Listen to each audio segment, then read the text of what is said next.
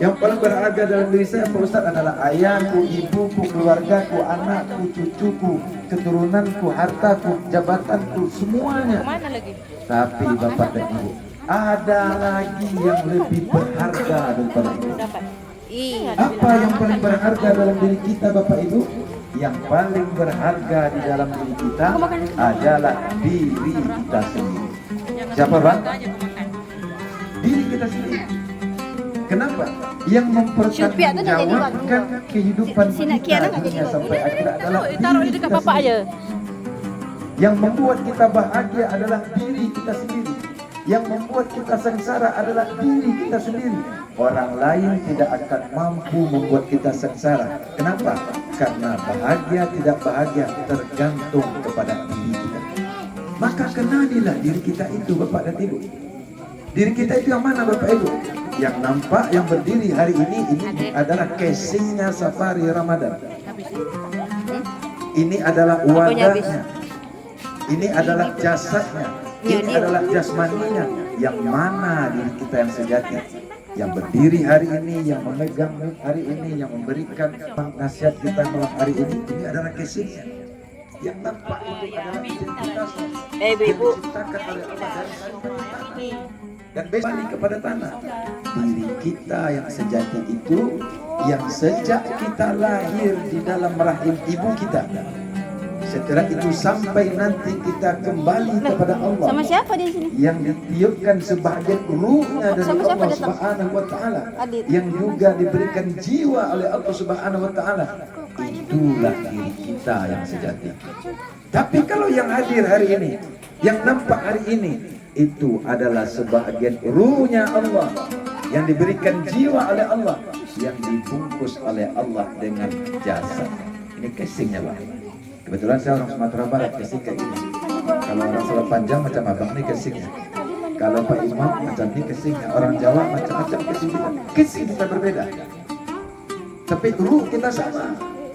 Jiwa kita diciptakan oleh Allah Subhanahu wa taala. Mangalah si Kuyong dan Kupai Iya. Jiwa dan ruh yang telah diwadahkan kepada diri kita.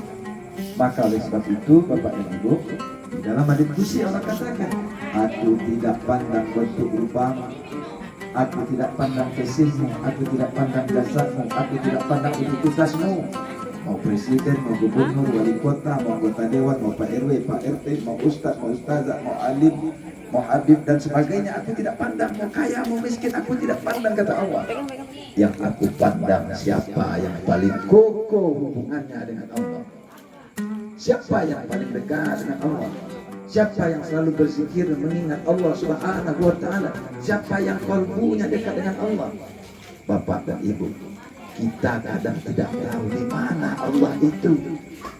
Banyak orang yang mencari Allah ke kuburan-kuburan, ke tempat-tempat orang soleh. Banyak orang mencari Allah bahkan ke Baitullah, dikiranya di situ adalah rumahnya Allah. Banyak orang yang mencari Allah ke masjid-masjid, ke surau-surau, ke musola-musola.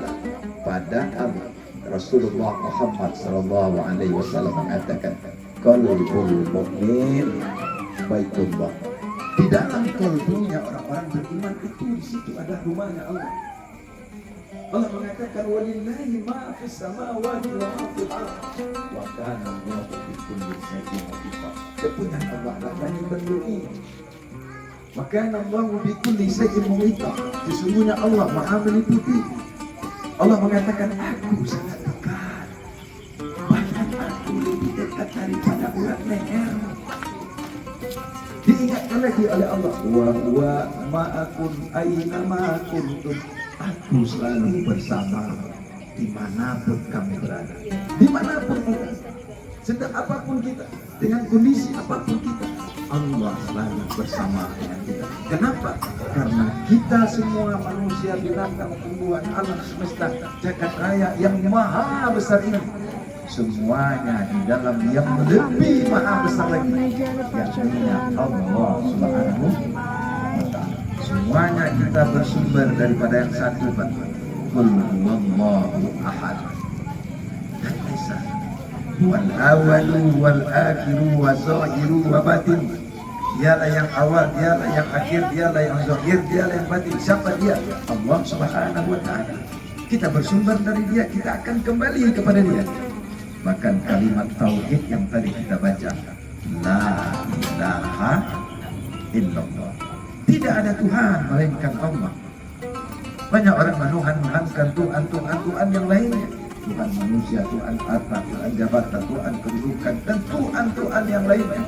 Tidak ada Tuhan melainkan Allah. Tapi ulama-ulama sufi kita mengatakan, Pak, la ilaha illallah, tidak ada semua ini, kecuali yang ada itu cuma Allah. La ilaha illallah, Allah, Allah, Allah. Tidak ada semua ini. Kita tidak ada. Kenapa kita ada? Karena diadakan oleh yang maha ada. Kita ini tidak ada karena sesungguhnya yang ada itu cuma satu. Huwal awwalu, dia yang awal. Huwal akhiru, dialah yang akhir. Siapa dia? Allah Subhanahu wa ta'ala. Makanya Bapak dan Ibu, semuanya ruhnya, sebagian ruhnya Allah itu ada dalam diri kita. Allah berikan kita jiwa, sifat kemanusiaan sebagai pertanggungjawaban kehidupan kita nantinya di akhiratnya Allah Subhanahu wa ta'ala. Maka kita semuanya, aktivitas kita, identitas kita, apapun yang kita lakukan, semuanya adalah karena atas nama Allah Subhanahu wa ta'ala. Terakhir Bapak dan Ibu, maka selalu apapun yang kita lakukan Bapak dan Ibu, apa yang kita baca? Bismillahirrahmanirrahim. Artinya atas nama Allah yang maha pengasih, maha penyayang. Semua yang kita lakukan atas nama diri. Gerak tangan kita, gerak dia. Gerak kaki kita, geraknya dia. Saya dari rumah HPM William bertuaju sampai ke Tanjung atas nama dia. Kita makan atas nama dia. Apapun yang kita lakukan atas nama dia. Bismillah atas nama dia. Kenapa kita bisa mendengar? Ada ruh yang maha mendengar di dalam diri kita. Kenapa bisa melihat? Karena ada ruh yang maha melihat yang ada di dalam diri kita. Semuanya adalah atas nama dirinya. Tapi untuk apa Bapak Ibu? Untuk Rahman dan Rahim, untuk berkasih sayang. Maka selama hayat kami badan, berkasih sayanglah kita dengan siapapun. Islam rahmatan lil alamin, Islam yang membawa rahmat bagi seluruh alam. Kita berkasih sayang bagi seluruh alam semesta, mau manusia, mau binatang, mau tumbuhan, mau muslim dan non muslim. Kita diperintahkan oleh Allah atas nama dirinya untuk menebarkan kasih sayang itu, untuk menebarkan kebaikan itu. Maka pesan saya kepada kita semua, termasuk kepada saya, masih ada sisa waktu yang telah berikan kesempatan kepada kita selama ayat dikandung badan ini. Pergunakanlah untuk berkasih sayang bagi seluruh alam semesta. Pergunakanlah untuk kebaikan-kebaikan untuk alam semesta. Tidak usah kita mengurus keburukan orang lain. Tidak usah kita mengurus kekurangan orang lain. Yang harus kita urus adalah diri kita sendiri. Kenapa? Karena nantinya yang akan mempertanggungjawabkan semuanya kehidupan kita di kandung badan ini adalah diri kita sendiri, secara individu, secara masing-masing kita bertanggungjawabkan di hadapan Allah Subhanahu wa ta'ala. Mungkin itu saja sebagai pesan saya kepada kita semua. Mudah-mudahan kita semua selalu mendekatkan diri kita kepada Allah. Ketika kita telah mengenal Allah, telah merasakan kehadiran Allah, la ilaha illallah, Allah, Allah. Ada rasa di dalam diri. Kenapa ada rasa? Karena Dia ada bersama dengan kita. Setelah itu Allah menyuruh kita untuk melaksanakan ibadah, sholat, berpuasa, berzakat, berhaji, berumrah. Itu adalah jalan yang Bapak Ibu, jalannya untuk mengumpulkan hubungan kita dengan Allah. Maka beribadahlah rohani kita, jiwa kita, hati kita kepada Allah. Maka hati kita akan selalu merasakan kehadiran Allah dan kita akan merasakan kebahagiaan.